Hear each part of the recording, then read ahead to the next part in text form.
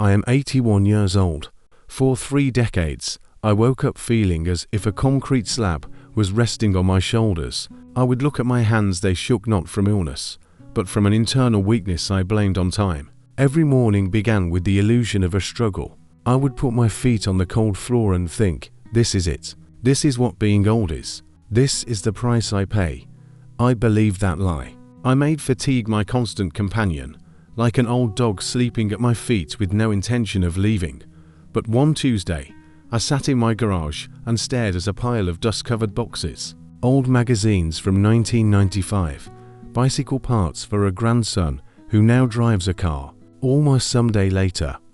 In that moment, I realized I wasn't tired because my heart was worn out. I was tired because my mind was overwhelmed by decisional debt. Every unfinished task, every item you haven't dared to throw away is a parasite. My brain was an ancient computer running a million background processes. I was paying huge interest on these debts every day. Looking at that garage, I didn't see junk, I saw the leak of my energy. Every box whispered, "You're not done with me yet." I realized, to live at 80, you must have the courage to close doors. I started ruthlessly, tossing, giving away, finishing. When space appeared in the garage, I felt my lungs fully expand for the first time in 30 years. Old age isn't a number. It's the quantity of unfinished business you drag behind you. After the garage, it was time to clean my heart. As we age, we become hostages to habit. We hold on to people from just because we've known them for 40 years.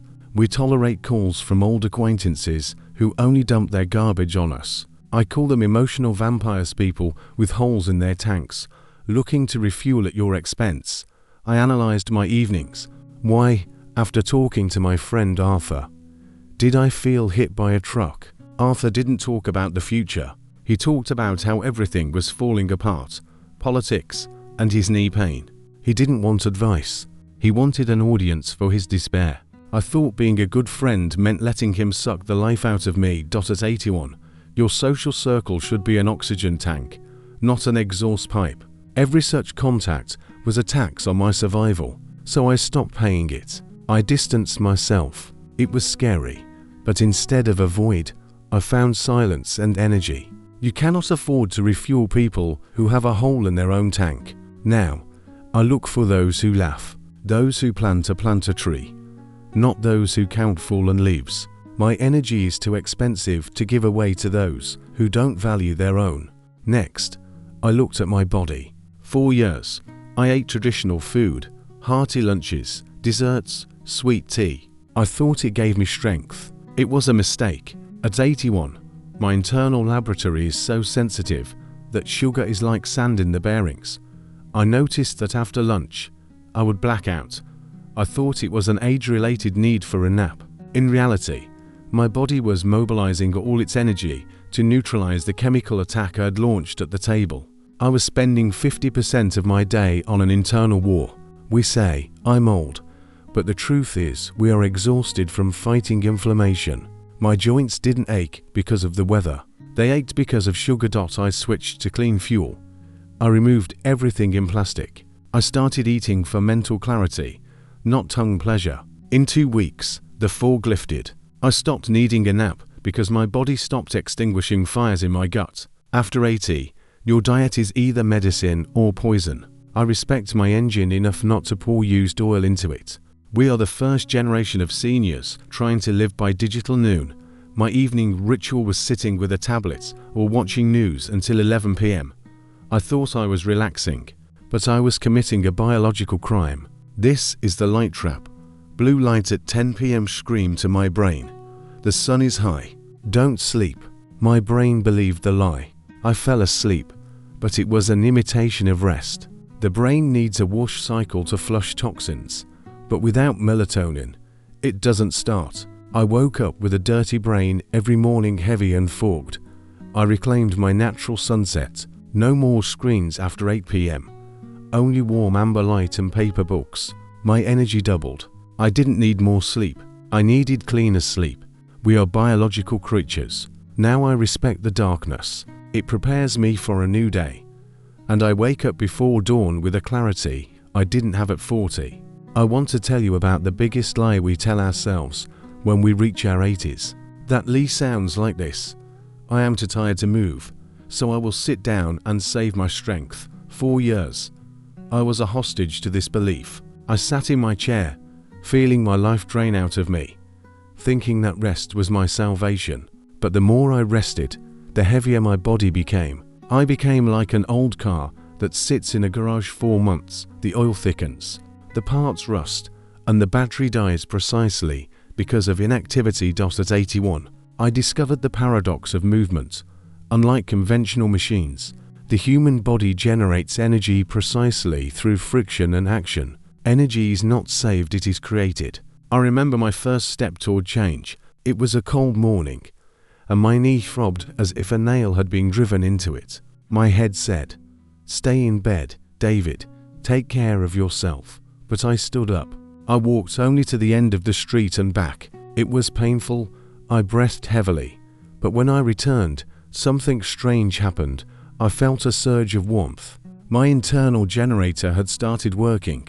You must understand, gravity is a relentless enemy. It wants you to merge with the chair, to become a stationary object. If you do not resist it every day, it will take away your ability to walk, and eventually your ability to live. Now, my daily walk is not exercise. It is my personal refueling station.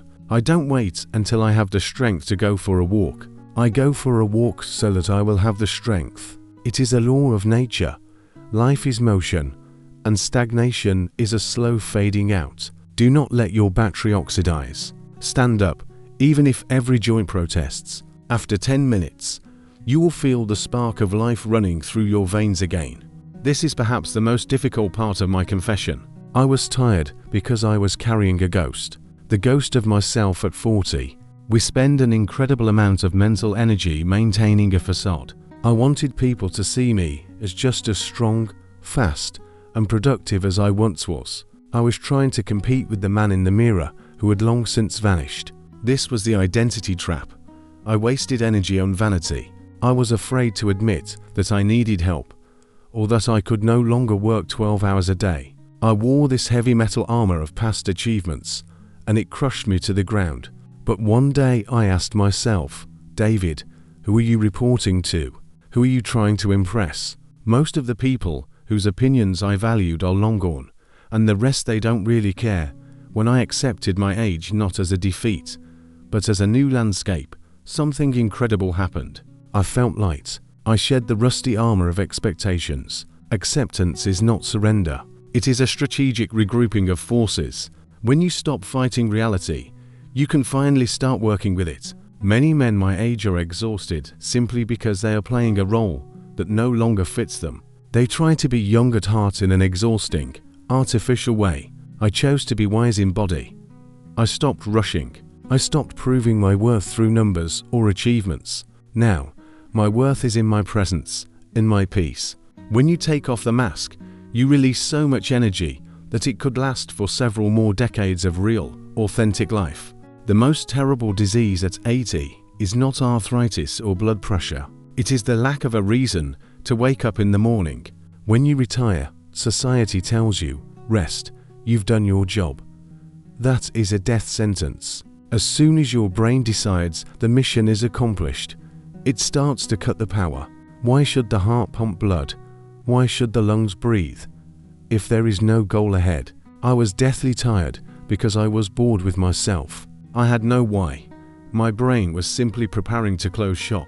But then I found this new mission to pass on what I've learned to you. This channel, this connection, this need to articulate my thoughts, this became my fuel. Purpose is the most powerful antioxidant in the universe. It overrides any pain. When you have a project that makes you nervous, your body releases incredible resources. You are not old. You are just uninspired. Find something that scares you. Something that forces you to learn new things even if your fingers are no longer so nimble. Being needed is what keeps us on this planet. My new mission is to prove that 80 is not the finish line, but the beginning of the last, most interesting race. I no longer look at how much sand is left in the top of the hourglass. I am focused on how that sand is falling right now. I feel powerful because I have a task again. Find your mission, patch the holes in your bucket, and you will see fatigue was only a shadow that disappears when you turn on the light of your purpose. Take care of your soul and never stop.